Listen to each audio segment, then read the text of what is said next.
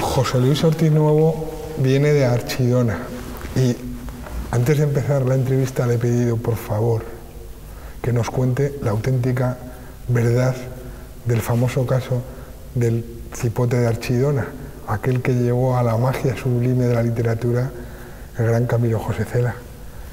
Buenas noches. Buenas noches. Todo el mundo te preguntará por Archidona, ¿no? Claro, cuando uno enseña el carnet ya sale la cosa. Y la verdad es que no fue tal como se contó.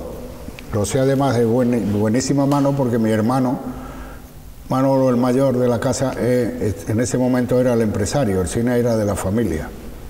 Tiene además ese cine una pequeña historia curiosa.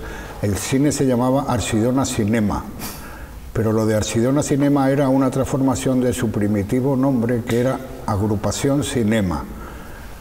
Quiere decir que el cine lo montan en Archidona la Junta Directiva de la Agrupación de Cofradías de Semana Santa para sacar fondos para sacar las procesiones luego.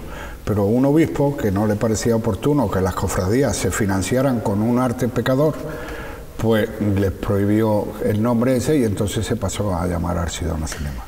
No puede ir Archidona Cinema. Después de muchos años, mi hermano es empresario y no fue un cine como también, eso también estaban equivocados. No fue durante una proyección de una película, sino durante una función de aquel artista maravilloso que se llamaba Emilio el Moro. Hombre. Pues ellos estaban, la pareja en cuestión estaba en la fila 7, quiere decir que estaban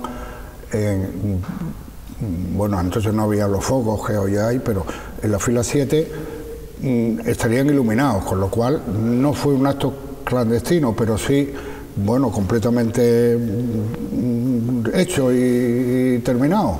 Una masturbación en toda regla. ¿Qué pasó? Porque toda la gloria se la lleva el empuje, el ímpetu e incluso el tamaño de esa herramienta, ¿no? Pero no fue algo más sencillo. El tamaño de la herramienta también, pero la explosividad, ¿no? Claro, claro. Pero todo eso fue al fin de cuentas, fue una imagen literaria, porque la realidad fue más prosaica y la verdad.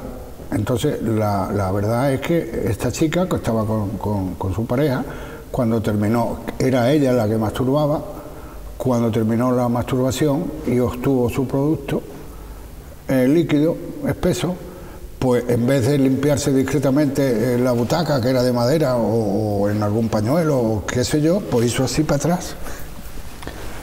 Y claro, le cayó en toda la cara a una señora que había ido esa tarde a la peluquería y llevaba un abrigo. Que fue la que interpuso la denuncia por daño y perjuicio. Luego la historia fue un poco penosa porque en el pueblo, en aquel tiempo, se tomó como una afrenta, algo así como la Dolores en Calatayud, ¿no? Como esto es algo vergonzoso. Y tanto es así que allí en aquellos momentos tú no podías hablar de eso ni preguntar. Si eras forastero y preguntabas, te ponían mala cara. Y a esta pareja, pues de alguna manera la censura, la iglesia, la sociedad los persiguió y los obligó a casarse. Y la poca prensa que entonces había, que todavía vivía general y había censura y había de todo, pero la poca prensa del corazón que entonces empezaba, pues los persiguió, los condenó y los casaron. Y decía el hombre, hay que ver la que se ha formado por una paja de nada. Esa es la verdadera historia. Buenas noches, José Luis, bienvenido a La Rioja.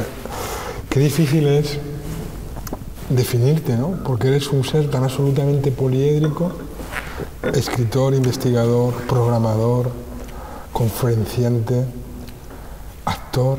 También he sido político. Y político, bueno, no se lo sabía.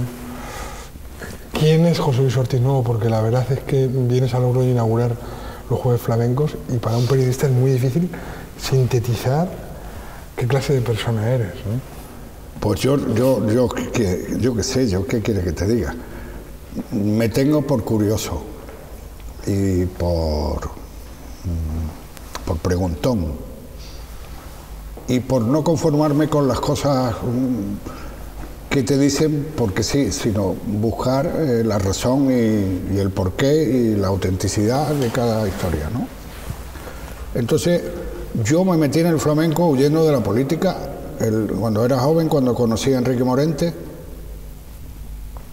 pero esa huida hacia el flamenco fue de alguna manera también queriendo que, aparte de disfrutarlo, que lo que yo como de manera profesional pudiera aportar, pues podría servir para algo, ¿no?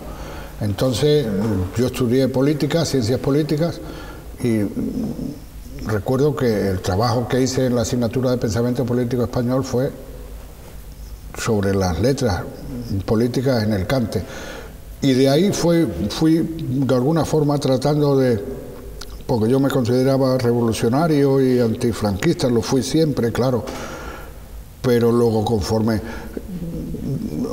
La verdad es que yo estuve en la cárcel en el 68 y cuando salí perdí la fe en la revolución porque veía que el aparato del régimen era tan poderoso y tan colosal frente a un grupito que éramos 20 rojillos, que aquello era imposible. Entonces tuve dos caminos para salir de allí, ¿no? Sin desdecirme de la opinión en la que estaba, pero sí perdiendo toda fe en su posible realidad, ¿no? Y entonces busqué por un lado un psicoanálisis y por otro lado el flamenco. Lo del psicoanálisis de vez en cuando me toco, bueno, cuando la cabeza se pone un poco triste, y lo que me vino alumbrando desde entonces y me alumbra todavía es el flamenco. Entonces, como no sé tocar la guitarra, no sé cantar y no sé bailar, salvo cuando estoy con dos botellas, pues, ¿qué hago? Pues investigar, organizar, defender, discutir y últimamente también interpretar, ¿no?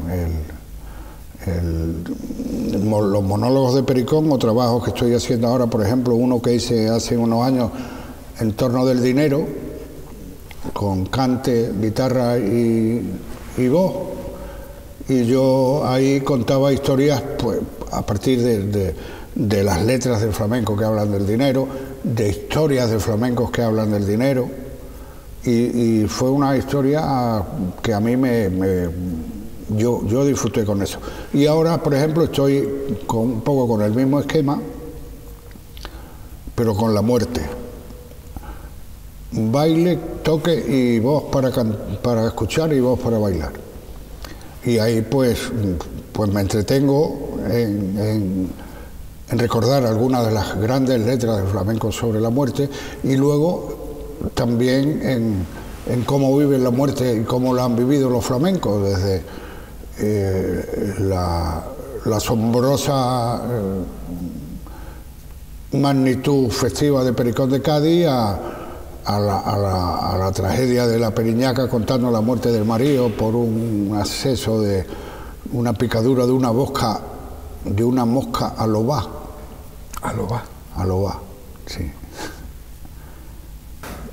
Las letras de flamenco, ¿de qué no habla las letras de flamenco? Porque yo siempre he dicho que son niños sin padres reconocidos. En muchas ocasiones.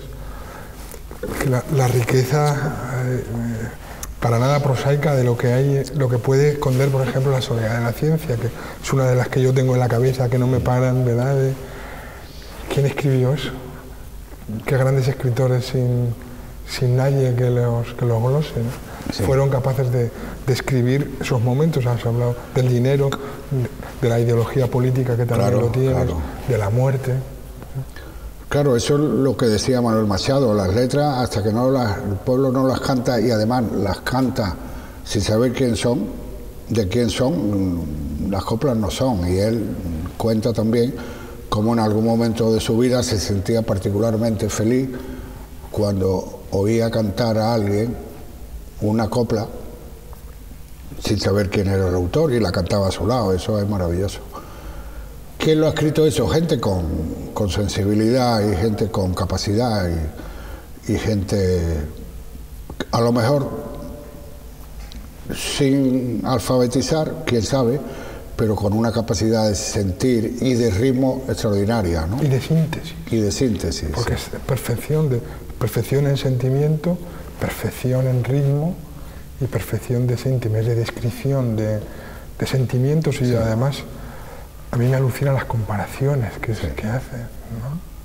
Sí, y hay algunas tan radicales y tan hermosas que parecen que tienen, pero no, el ramalazo o la influencia de alguien.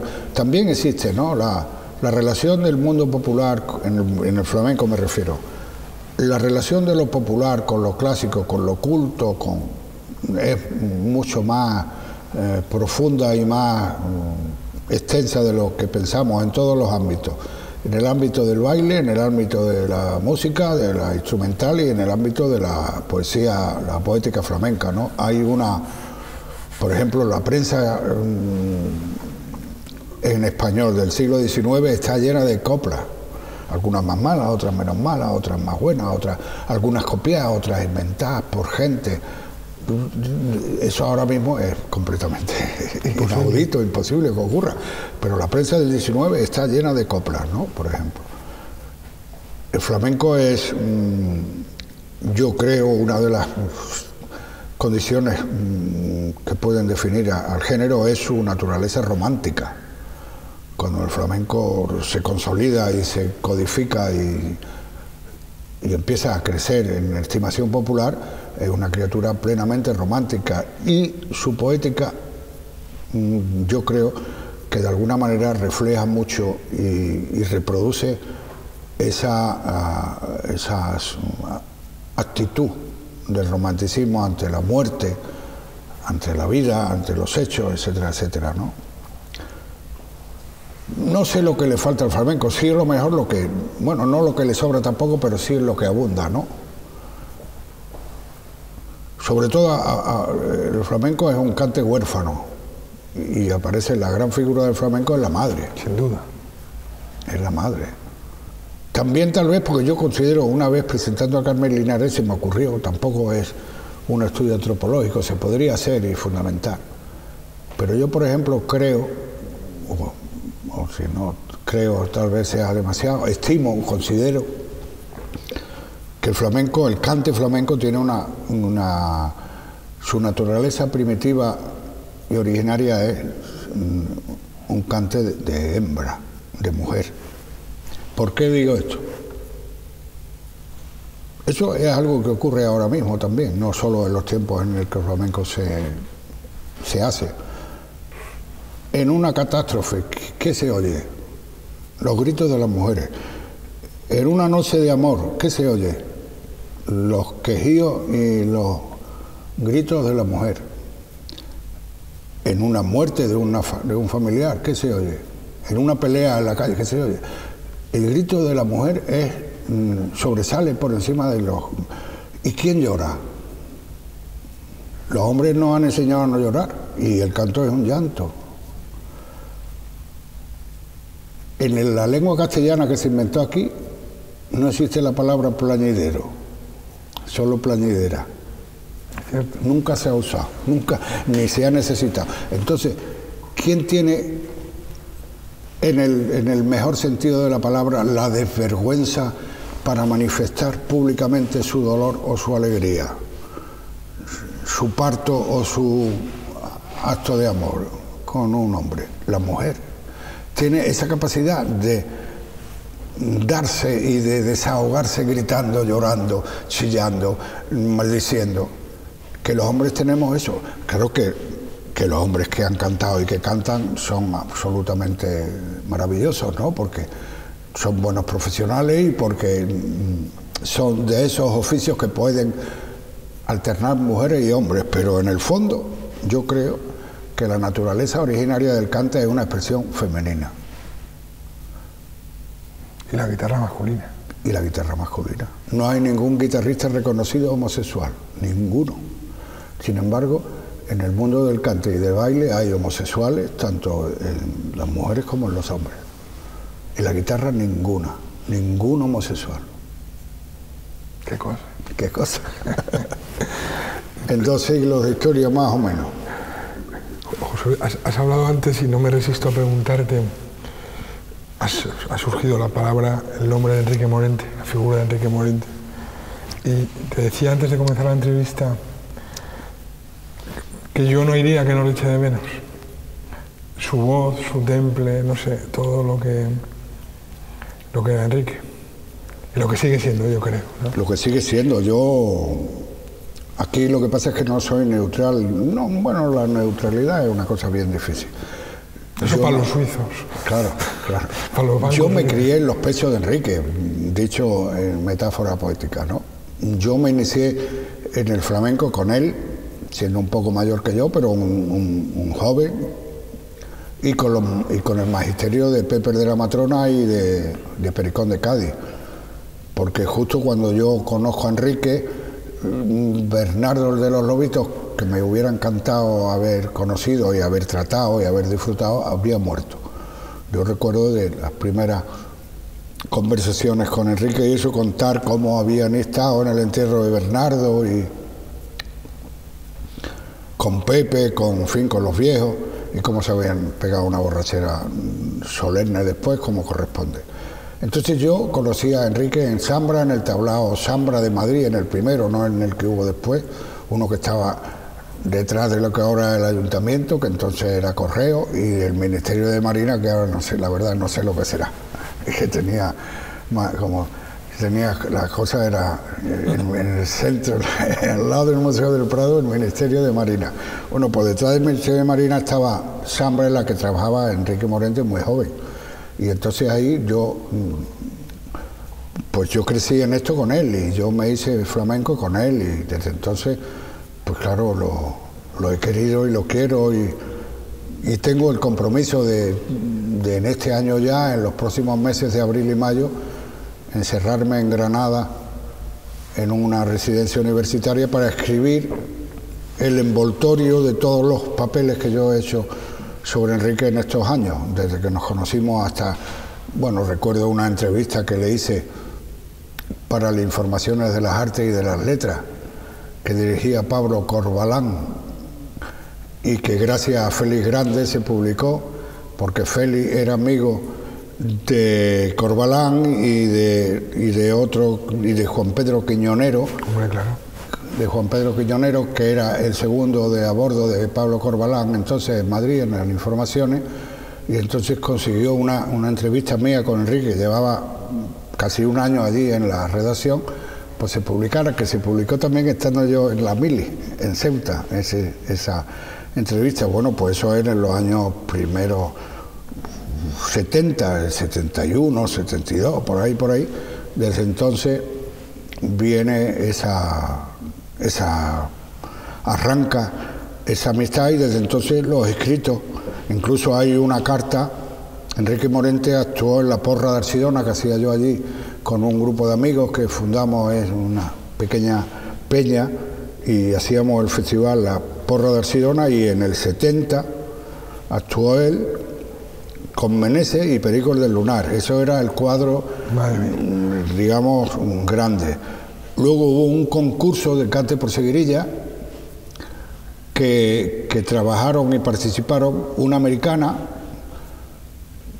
María Lamarrurra, con un guitarrista holandés, excelente guitarrista y hombre fabuloso, Humberto El Payo, amigo de Enrique, también del círculo de Enrique, como María Lamarrurra,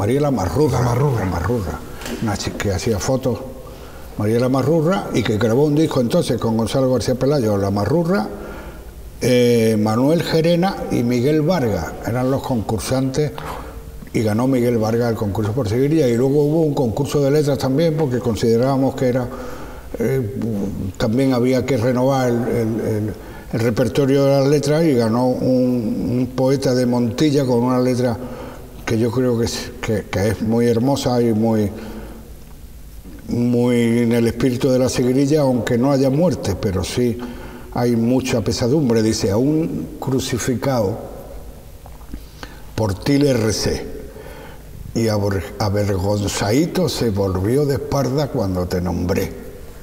Esa fue la seguirilla que ganó el concurso de seguirilla. Y hubo una otra con muy poca vergüenza que decía, que no voy a decir quién la escribió, porque decía: porra de Archidona, dame el premiecito, mira que soy muy buena persona y lo necesito.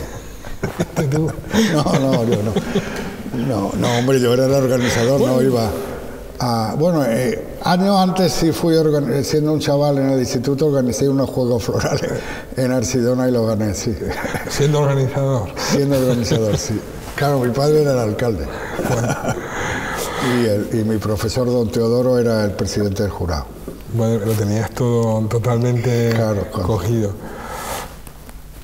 Otro personaje que me gustaría que además yo también, por Pericón, por Espeleta, ¿verdad? El gran Chano Lobato. Y además con tanta relación con esta Claro. Chano es el último de los grandes. Bueno, hasta que despegue el chaval este, ¿cómo se llama? David Palomar. El David. Cuando ya se haga mayor y David se centre, bueno, no es que no esté centrado, pero en fin, cuando tenga pena y cuando tenga historia, pues será una cosa así, porque tiene todos los genes, ¿no? Para ser como Chano, como Pericón, como Berni, como Espeleta. Pero el caso de Chano es que los que lo quisimos y los que lo queremos, pues es de una grandeza, es la síntesis de lo que es Cádiz en el arte, ¿no? Que mucha gente eso no lo valora ni le da importancia, ¿no? Cuando Chano se ponía a hablar casi sin transición de los cantes a la palabra y a la historia, era verdaderamente hacer un relato de compás y de música con distintos accidentes, pero igualmente hermoso y divertido y emocionante y conmovedor.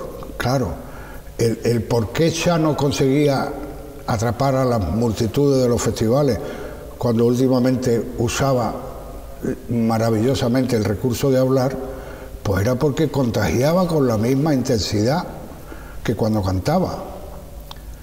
El relato en sí que él daba tenía tanto sentido, tanta intimidad, tanta cercanía, como lo podría tener un cante por soleá, o un cante por seguirilla, o un cante por alegría por parte suya, ¿no? Era una persona que tenía esa doble capacidad, ¿no? Como una doble naturaleza o una doble nacionalidad que tiene yo mucha diría que gente triple, ¿no? Porque era capaz de pasar, de contarnos un relato desternillante que te morías, y luego se ponía solemne, hacía una malagueña. Claro, porque esa es la vida y ese es el cante. Esa es una de las grandes virtudes del flamenco, ¿no? El flamenco, yo creo que se empieza a distinguir como género propio cuando ataca la tragedia.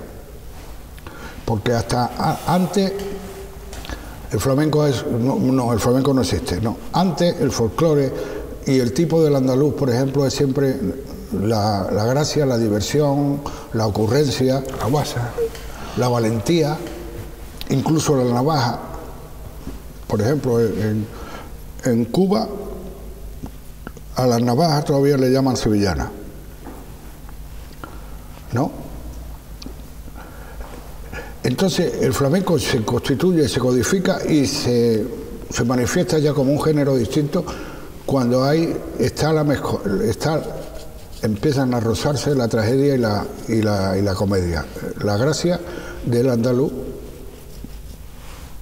de lo andaluz, y el sentimiento trágico de los gitanos, que está recogido en un periódico cubano también, de una visita de un cubano a España por allá por los 1830 y tantos, ¿no?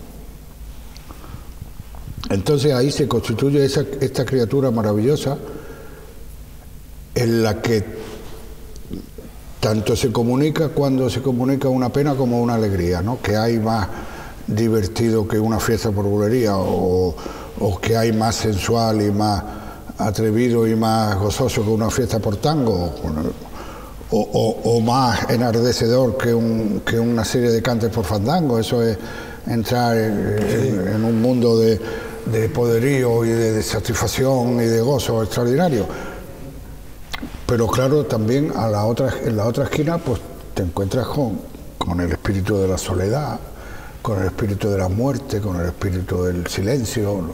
De ese nihilismo también que tiene parte del flamenco, ¿no? Claro, porque el flamenco, en el mismo hecho de producirse, causa la liberación. No necesita de un premio posterior o de una satisfacción posterior. Cuando en el flamenco canta profundamente la desesperación y el nihilismo y la descreencia y todo, en ese momento de cantarlo se está produciendo un hecho de liberación y de felicidad. Es una también de las contradicciones del flamenco. Se canta la pena, pero lo decía Manuel Machado muy bien, ¿no? Y muy sencillamente, se canta la pena, pero la pena se olvida. Y se llora la alegría. Claro. También se llora la alegría, claro. Como lloran la gente en Semana Santa cuando salen las vírgenes y los cristos, con unas expresiones, sobre todo los cristos, patéticas, ¿no? De la muerte, que es la gran fiesta de Andalucía, es la Semana Santa. ¿Por qué? Porque es una exaltación de la vida con motivo de la muerte. Los curas y los obispos tratan ahora de meter en la Semana Santa el resucitado, y en algunos sitios hay, pero el pueblo natural yo creo que no necesitamos al resucitado. ¿Y eso es romántico o es barroco? Posiblemente sea barroco, sí. Claro, porque tampoco es todo uno y uniforme, ¿no? Y hay otras secuencias dentro del ADN, ¿no? Posiblemente sea barroco, sí.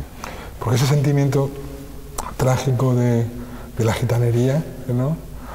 Inunda todo el cante, payo y gitano, que me da igual, ¿no? Sí.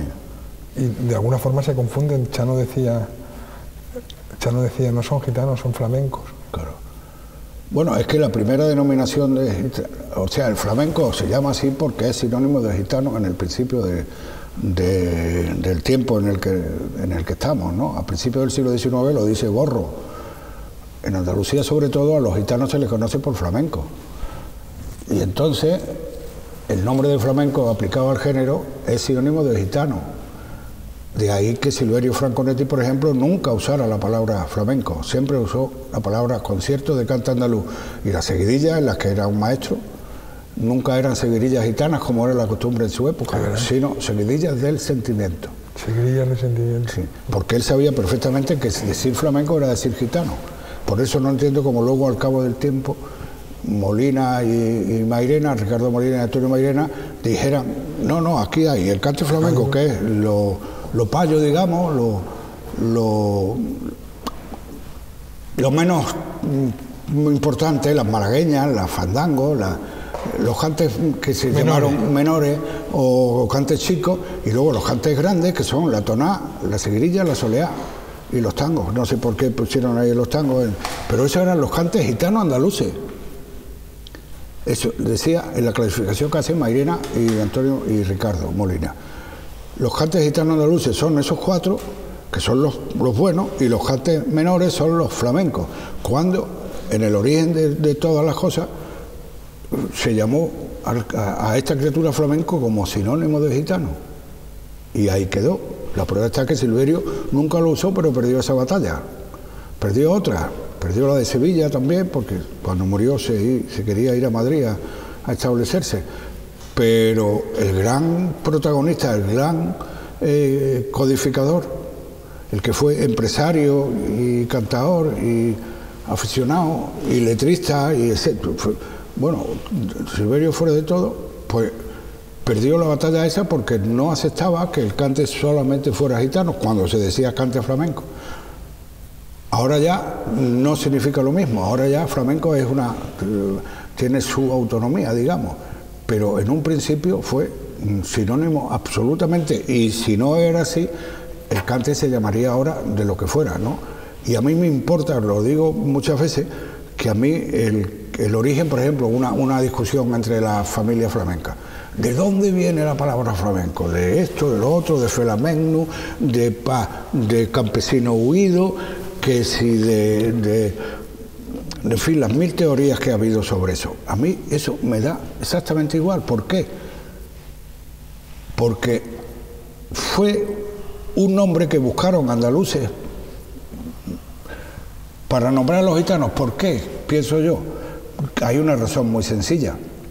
Y es que años antes, estamos hablando del principio del siglo XIX, años antes, a final del XVIII, en 1783, Carlos III dicta la pragmática famosa, que aparte de otras consideraciones lo que pretende es una integración de los gitanos en lo castellano o lo español, o en fin, o lo ibérico, etcétera, etcétera.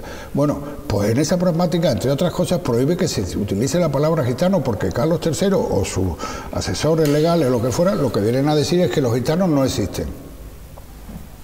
Entonces, como no existen, son castellanos como los demás. El que te diga a ti que eres un gitano, por decir gitano, multa al canto, o prisión, o latigazo, o lo que fuera, no me acuerdo, pero en fin, estaba prohibido. Entonces, si está prohibido que tú llames a tu primo o a tu vecino gitano, pues le buscas un nombre para no caer.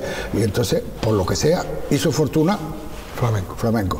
Pero si le llegan a llamar Ontañón, o si le llegan a llamar Benamargo, o le llegan a llamar lo que sea, el flamenco se llamaría hoy Ontañón o Benamargo o lo que fuera. No estaría mal. No estaría mal. Pero quiero decir que el debate sobre el origen de la palabra es absolutamente insignificante y sin sentido, porque a los gitanos se les llama flamenco antes de que el arte exista. Y se les llama flamencos como gitanos, no como artistas. La primera vez que yo encuentro la frase, mejor dicho, flamenco puro, en un periódico de Sevilla, a mitad del siglo XIX, es la historia de un gitano que tiene una venta en una carretera, en un camino, y llega un individuo, un gachó, a comer y ve una sardina y dice, ¿qué? ¿Esa sardina es tan buena? Y dice, hombre, está estupenda, pues póngamela. Le trae el gitano la sardina y el hombre va con toda su hambre y toda su buena intención, va a comerse la sardina y descubre que las sardinas están podridas, que huelen fatal, que es una cosa asquerosa. Y llama a gitano y dice, ¿usted no me ha dicho que están las sardinas buenas?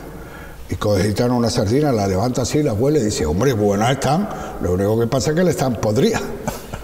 Entonces, a ese gesto de gracia, de picaresca, de salir por los cerros de Úbeda, a eso le llaman flamenco puro. Madre mía. Es la primera vez que sale esa cosa que se ha puesto, luego después están de moda y sigue de moda hoy, ¿no? Flamenco puro es eso, es un gitano que engaña a un gachó, pero con gracia. ¿Qué es? Por otra parte, el significado de la palabra bulería en el siglo XIX, que es otra paradoja. La palabra bulería no existe en el XIX, más que como engaño, y es una palabra de la lengua gitana, no es una palabra castellana. Sin embargo, hasta el siglo XX no se aplica el cante.